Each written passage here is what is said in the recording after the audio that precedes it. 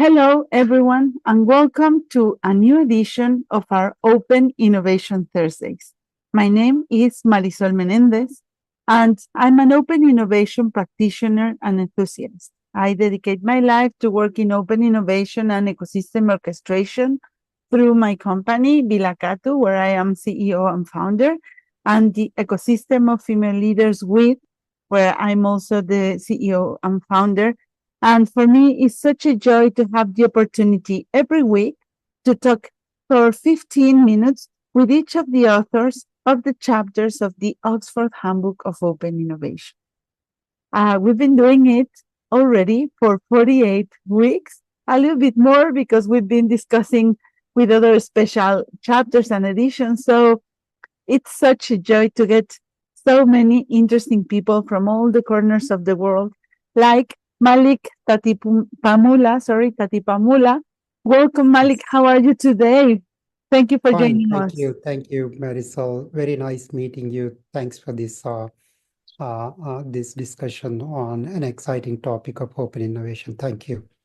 Thank Thank you you for very having me. much for joining and giving us this opportunity to chat about the chapter. But we always Sure. like to begin the sessions getting to know a little bit more about the people who are behind the chapters of the book.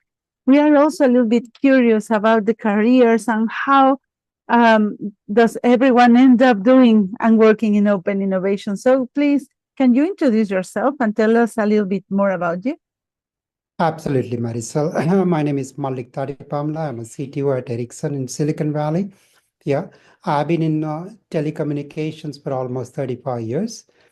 Since the days of 2G, second generation cellular networks, until now 5G, and looking at the next generation called 6G networks.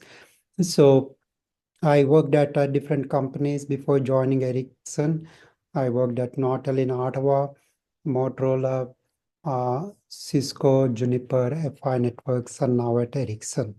It's a fascinating journey for me, getting involved in almost every generation of cellular networks since 2G to current 5G and future 6G. Yep. And in the process, not only I've been involved in defining the standards, but also in the product development aspects and research in terms of innovating the new concepts, enabling 5G networks. So that's a quick summary of my career in telecommunications for 35 years. I've written 2 books and published over 100 publications slash patents. And also I've been an advisor to startups and industry alliances and few universities around the world. Oh my God, this is such an interesting journey. I'm sure that we could use like 15 of these sessions to just learn a little bit more about you. And how come are you working or talking about open innovation? Yes, open innovation is foundation to what we do. If I can give you a quick history of telecommunications, um, in the second generation 2G cellular networks, a subscriber like you and I, when we have the mobile phone, so-called feature phone those days, we used to have only voice SMS on the feature phones. And that time, as a subscriber, you are tied to the operator, whether operator being Vodafone, T-Mobile, or one of the operators in Europe. And if you want to move from operator to operator, you have to change your mobile phone number as well as the device itself. So that's called walled garden applications. That means as a subscriber, you are only subscribed to an operator that offers closed applications, or we used to call it as walled garden applications. Then we moved to 4G. We created this application society or application economy on your smartphone, and we gave the freedom to subscribers like you and I to move between the operators by keeping the same device, same phone number, accessing any content, any information from anywhere using any device at any place. So that's the essence of moving from walled garden, so-called closed applications to open applications. But that particular uh, goal was accomplished only by having that open innovation across all the players, chipset players, device players, infrastructure players, application players. We had to bring every one of the ecosystem players in driving that open innovation to give that freedom to the subscriber to access information from any place using any device at any location. And this is a privilege we use a lot now in this hyper-connected world. And now I Yes, understand how come it's so relevant that you wrote this chapter of the book, which is chapter 48, called yes, Open Innovation in the Context of Digital Ecosystems. You are the yes, sole author, and it's part of the section 8 called Open Innovation in Practice. So, yes. how was it the process for bringing this chapter into the book? Oh, it is. It's a fascinating journey. It's something that we do, but this is the first time we collectively put that chapter together to articulate how we work with the entire ecosystem. I'll give an example. When the 4G connected, the 4G LTE connected 8 billion people around the world, providing that mobile broadband connection so that every one of us can watch our favorite movie on Netflix or favorite soccer game, uh, you know.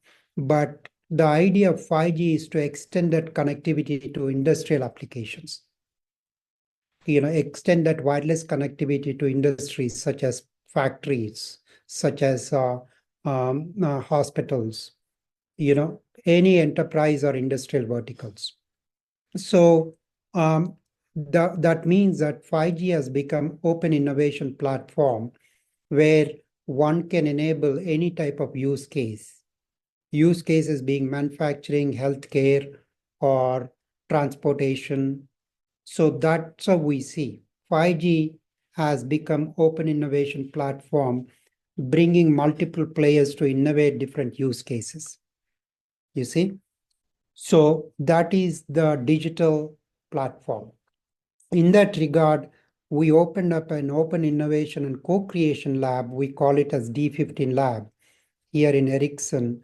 The idea of that lab is to really bring all the ecosystem players, telecom players, cloud players, industrial players, enterprise customers, or media players that are doing AR, VR type of applications. Bring them together, innovate those use cases on our 5G as an open innovation platform. So that's why the theme of this book has resonated so well that we need to bring these different players together to drive co-creation that can only be done by knowledge flow between one player to another player, which is nothing but open innovation. Yeah, it's at the core of the very basic definition of open innovation. And of course, Yes. this infrastructure is instrumental in Yes. delivering and helping create and escalate all these infrastructures of open innovation. And so, Yes. what's the main takeout from this chapter of the book? And what do you aim the public readers, practitioners, maybe, and academics to take out from it? I did the key theme of this particular chapter is that we have multiple actors before we deliver a technology to the society. Yeah. So take an example of 5G networks that we are all experiencing in our hands every day. Yeah. Or now we are looking at the next generation technology, we call it a 6G. In that, we have multiple actors. The actors being, starting with research means what are the new things that we should think about in the next generation cellular technology. So starting with academic collaborations, working with academia to innovate the new techniques, new modulation schemes, or new technologies. Yep. So that's what we do, industry academia collaborations, working with the academics to innovate. We also work with the government agencies that are funding agencies to drive the public-private partnerships. Those two things are essentially done to innovate for next 3 to 5 years and beyond for the next generation technologies. Once we innovate, how do we take those innovations to the standard bodies or open source communities to create standard specifications? Once we do that, we also in parallel work with the government agencies around the world, the policy makers, to really work on the frequency spectrum allocations. And we work with 180 countries around the world to make sure the governments are auctioning the frequency spectrum. Then we work with the chipset vendors and device vendors to make sure they design the chips, develop the devices around those frequency bands. Just to give an idea, in the 5G, we have more than 10,000 varieties of frequency bands. So you can see the complexity. But as a subscriber like you and I, we don't see that complexity. Wherever we are able to make a phone call to our family, wherever you are on the planet. Okay, it doesn't matter which frequency bands, which device, which operator, all that complexity has been abstracted. So you can see the chipset vendor, device vendors, and then infrastructure vendors like ourselves, designing the base stations, developing the base stations, an entire infrastructure, working with the rest of the infrastructure vendors, working the cloud providers like Google Cloud, Microsoft Azure, and Amazon Web Services, and working with our own customers to deploy these 5G systems in real world, and then testing applications such as consumer applications like Netflix or enterprise applications such as Salesforce.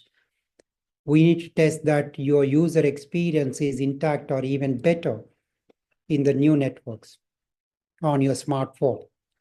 So you can see the entire ecosystem from concept or innovation to the commercialization or implementation.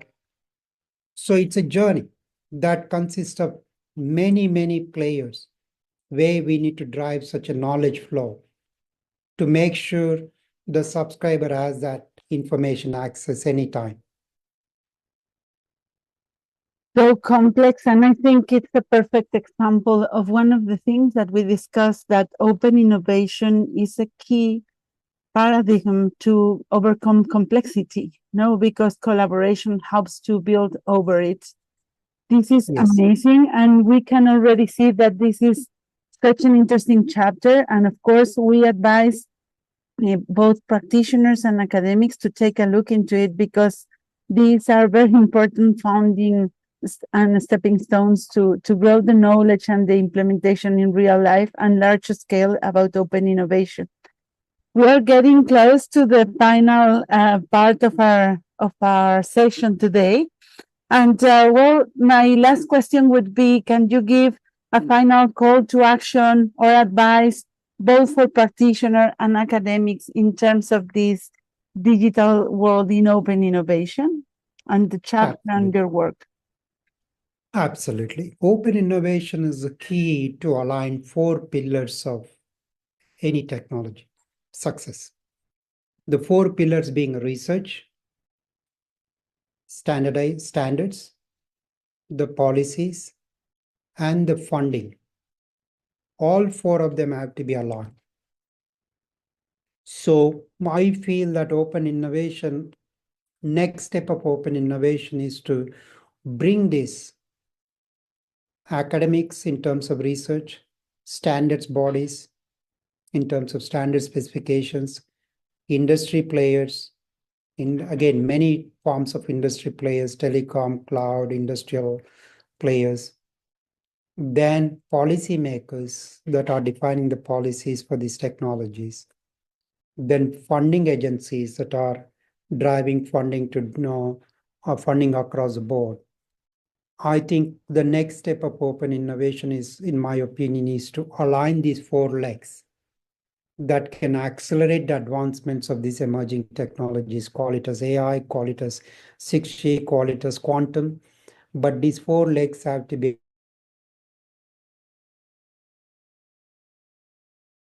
in 2.0. This is amazing. A perfect way to close the session.